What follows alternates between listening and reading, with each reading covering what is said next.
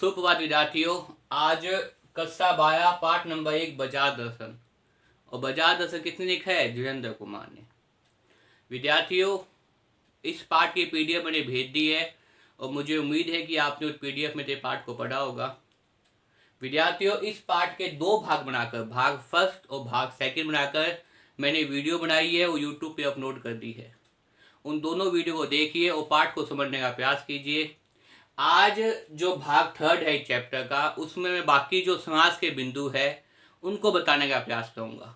विद्यार्थियों, पहले भाग के अंदर मैंने जो है वो समास के बिंदु बताए थे और दूसरे भाग के अंदर पहले दो बिंदु विस्तार से उन पर चर्चा की थी। आज इस वीडियो में आगे वाले जो बिंदु है, बाजार दर्शन पाठ का जो समास है, उसको समझाने का प्रयास करूंगा। और मुझे उम्मीद है विद्यार्थियों कि इस वीडियो को देखने के बाद में आपको पाठ नंबर 11 बाजार दर्शन समझ में आ जाएगा। अगर ये वीडियो आपको पसंद आए तो लाइक कीजिए, कमेंट कीजिए, उससे अवश्य कीजिए। विद्यार्थियों देखिए विद्यार्थियों, बाजार दर्शन और बाजार दर्शन किसने लिखा था? धीरेन्द्र कुमार ने। किसने लिखा था? धीरेन्द्र कुमार ने। ये निबंध है और बाजार दर्शन निबंध का समास के अंदर पहले जो बिंदु अनावश्यक है और पैसे की पावर समझा दी गई थी। अब देखिए थर्ड बिंदु कौन सा है? बाजार का जादू, उस पर चर्चा करेंगे। पाठ में क्या बताया गया है कि बाजार में क्या होता है? आकर्षण होता है। बाजार हमें क्या करता है? आकर्षित करता है। हम कोई सामान लेते हैं, बाजार के जादू में क्या बताया गया है? बाजार के जादू बताया गया कि बाजार में क्या होता है विद्यार्थियों? बाजार में एक आकर्षण होता है। क्या होता है? आकर्षण होता है बाजार में। और बाजार में आकर्षण होता है, उसमें दिखाई दी वस्तुएं ग्राहक को क्या करती है? आकर्षित करती है। जो विभिन्न प्रकार के उत्पाद, जो विभिन्न प्रकार की वस्तुएं, जो विभिन्न प्रकार का सामान बाजार में होता है, वो हमें क्या करता है? आकर्षित करता है। वो हमें क्या करता है? आकर्षित करता है कि हमें क्या करना हो? खरीदना। इसलिए वो क्या कह रहा है बाजार का जादू, कि वे उनको खरीदे। इस आकर्षण से बहुत कम लोग बच पाते हैं। ये जो आकर्षण करने की क्षमता है बाजार की, इस आकर्षण से क्या है? बहुत ही कम लोग बच पाते हैं। लेखक ये बता रहा है कि इस आकर्षण करने की क्षमता से बहुत ही कम लोग क्या है? बच पाते हैं। बहुत ही कम लोग क्या है? इससे बच पाते हैं। संयमहीन व्यक्ति तो बाजार की कामना से व्याकुल नहीं, पागल हो जाता है। संयमहीन का मतलब जो विद्यार्थी खुद पर क्या है, जो समाज के लोग खुद पे संयम नहीं कर सकते, उनको क्या बोला गया है? संयमहीन। क्या बोला गया है? संयमहीन।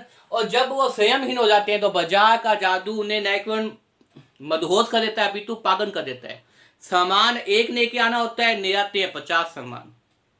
विद्यार्थियों, सामान एक लेके आना होता है, घर पे ले आते हैं 50 सामान। मतलब उनके सोचने समझने की ताकत, उनके सोचने समझने का जोश उस बाजार के जादू में क्या है? कहीं समाप्त हो जाता है। और वो बाजार के जादू में कदर डूब जाते हैं कि सामान ही खरीदते रहते हैं, सामान ही खरीदते रहते हैं, चाहे घर पे चाहिए या नहीं चाहिए। अनावश्यक क्रय करते रहते हैं, अनावश्यक खरीदारी करते रहते हैं। तो पागल से हो जाते हैं। उनके सोचने समझने की क्षमता क्या है? समाप्त हो जाती है। उनमें असंतोष, ईर्ष्या और इच्छा और तृष्णा उत्पन्न करने को उनको बेकार कर देता है। उनमें क्या होता है? असंतोष हो जाता है। कल ये सामान मिलेगा नहीं मिलेगा। ईर्ष्या हो जाती है कि आज मेरे पास गाड़ी नहीं है तो उसके पास गाड़ी है तो गाड़ी खरीद लूं। तनाव हो जाता है। तो इसलिए वो क्या कहते हैं? पैसे को खर्च करना चालू कर देते हैं। और जब पैसे को खर्च करना चालू कर देते हैं तो बाजार का जादू ने इतना अधिक अपने अंदर मोहित कर लेता है कि सामान तो एक चाहिए था लेकिन ले आते हैं 50 घर पे।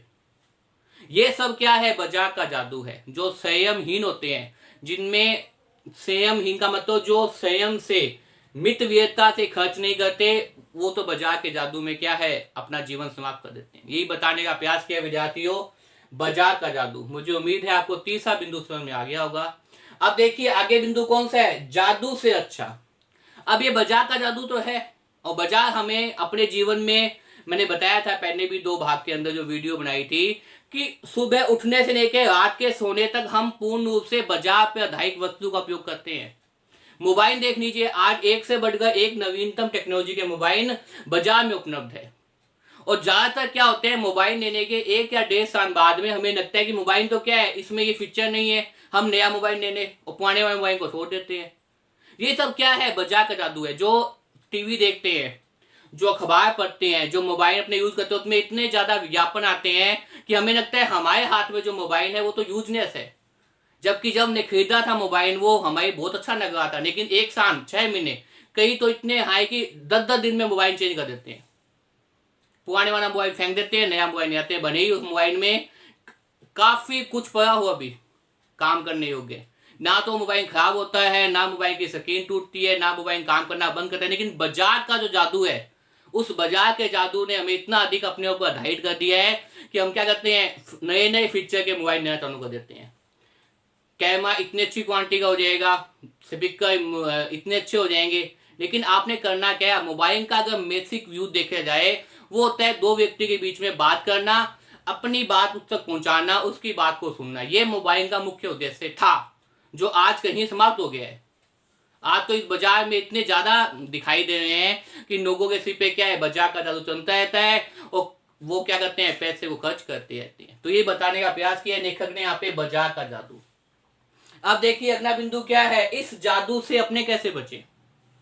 ये जो बाजार है, इस बाजार से बचने के लिए हमें क्या करना चाहिए, तो लेखक आगे बता रहे हैं। इसलिए अगला बिंदु कौन सा है, इस जादू से अपनी रक्षा कैसे होती है, अपनी सुरक्षा कैसे होती है। तो देखिए, लेखक के एक मित्र बाजार गया हुआ था, लेखक का एक अन्य मित्र बाजार गया हुआ था, वहां अनेक चीजें थी। लेखक का एक अन्य मित्र बाजार गया हुआ था, एक मित्र तो ये गया हुआ था जिसने बहुत अधिक अनावश्यक खर्चे कर दिए, वो अपना 200 पत्नी पे कर दिया, मैंने बताया था।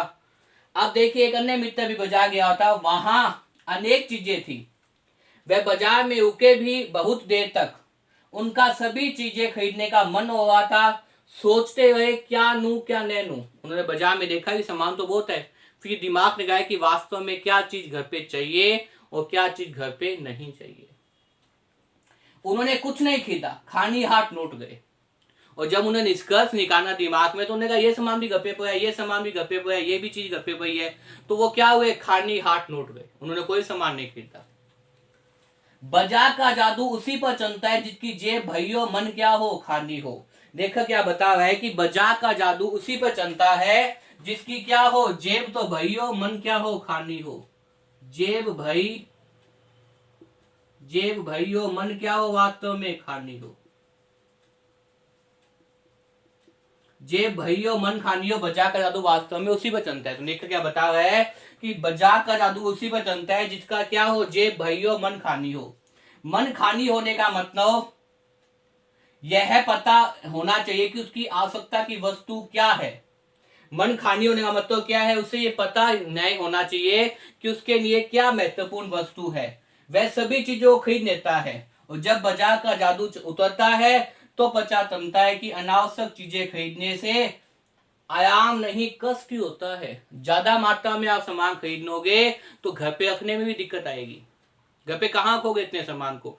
और सामान क्या है, कुछ समय बाद अगर मानो आपने ज्यादा सब्जी खरीदनी, ज्यादा फल खरीदनी है, तो सामान भी क्या हो जाएगा, वो खराब हो जाएगा। तो ये बाद में जब बाजार का जादू उतर जाता है उसके बाद ध्यान रखता है कि हमने क्या कर दिया। इतने तो हम कर चुके होते हैं, इतने तो हमने पैसे का व्यय कर दिया होता है। विद्यार्थियों, तो बाजार जाना हो तो खाली मन से मत जाना, ठीक नहीं। बाजार जाते समय अपनी आवश्यकता को क्या है, ठीक से पता होनी चाहिए कि हमारी आवश्यकता ये है, हमें ये खरीदना है, ये हमारे घर के लिए महत्वपूर्ण वस्तु है। इसलिए भय मन से बाजार जाए, सोच समझ के बाजार जाए, खाली मन से बाजार ना जाए। खाली मन का मतलब ये है कि बाजार के जादू में फंस जाएंगे, अनावश्यक क्रय कर लेंगे, अनावश्यक चीजें खरीद लेंगे, और बाद में क्या है, जब वो जादू उतरेगा, जब सोचेंगे तब समझ में आएगा कि हमने क्या किया है, पैसे को समाप्त कर दिया है। जो कि पैसे को क्या करना चाहिए, बचा के रखना चाहिए। तो विद्यार्थियों, मुझे उम्मीद है आपको चौथा बिंदु भी समझ में आ जाएगा। आगे देखिए विद्यार्थियों, पांचवा बिंदु, खाली और बंद मन। लेखक यहाँ बताने का प्रयास कर रहा है कि खाली और बंद मन क्या है। मन खाली नहीं रहे इसका मतलब मन का बंद होना नहीं। मन खाली नहीं रहे इसका मतलब क्या है, मन का बंद होना नहीं। मन के बंद होने का अर्थ है शून्य हो जाना। मन के बंद होने का मतलब क्या है, शून्य हो जाना। क्या अर्थ है इसका, अर्थ है शून्य हो जाना। क्या हो जाना भाई, शून्य हो जाना। शून्य हो जाना, शून्य हो जाना, शून्य होने का अधिकार परमात्मा को भी है। वो लेखक ये कह रहे हैं कि शून्य होने का अधिकार क्या है, उस परम पिता परमेश्वर को भी है, उस परमात्मा को भी है। परमात्मा को वह पूर्ण है, मनुष्य तो अपूर्ण है। परमात्मा तो क्या है, वास्तव में पूर्ण है, लेकिन मनुष्य क्या है, अपूर्ण है। उसके मन में इच्छा उत्पन्न होना स्वाभाविक है। उसके मन में तो इच्छा होगी, क्योंकि हम तो क्या अपूर्ण है, हमारे मन में तो इच्छा जागृत होगी। हम इस इच्छा के अनुसार क्या है, अपना जीवन जीते रहते हैं। इच्छा उत्पन्न होगी, होना स्वाभाविक है। मन को बांध हट करके बंद करना जरूरी है। सच्चा ज्ञान अपूर्णता के बोध को गहरा करता है। सच्चा कर्म इस अपूर्णता को स्वीकार करके ही होता है। अतः मन को क्या करना चाहिए, जबरदस्ती बंद नहीं करना चाहिए, किंतु मन को जो चाहे उसे करने की छूट भी नहीं देनी चाहिए। कि हम मन से जो भी सोचे, अगर वो ही करने की छूट दे देंगे तो हम जो है वो जीवन तनाव में हो जाएगा, हमारा जीवन सफल नहीं रहेगा। इसलिए मन को नियंत्रित कीजिए, लेकिन मन को बांधिए नहीं। खानी मन का मतलब क्या है, शून्य मन होना, और शून्य मन तो परमात्मा भी था। अपनी इच्छाओं को जागृत कीजिए, लेकिन इच्छाएं को काम करते समय ये देखिए कि क्या ये चीज वास्तव में महत्वपूर्ण है, क्या ये चीज हमारे घर के लिए वास्तव में उपयोगी है, या हम कहीं अनावश्यक तो नहीं खरीद रहे। तो इसको देखने का प्रयास करना। इसलिए वो लेखक क्या कह रहा है, खानी और बंद बनो। खानी और बंद बन का मतलब क्या है, शून्य हो जाना। विद्यार्थियों, मुझे उम्मीद है आपको ये दो बिंदु भी समझ में आ गए होंगे। इस वीडियो को देखिए और इस बिंदु को समझने का प्रयास कीजिए। धन्यवाद।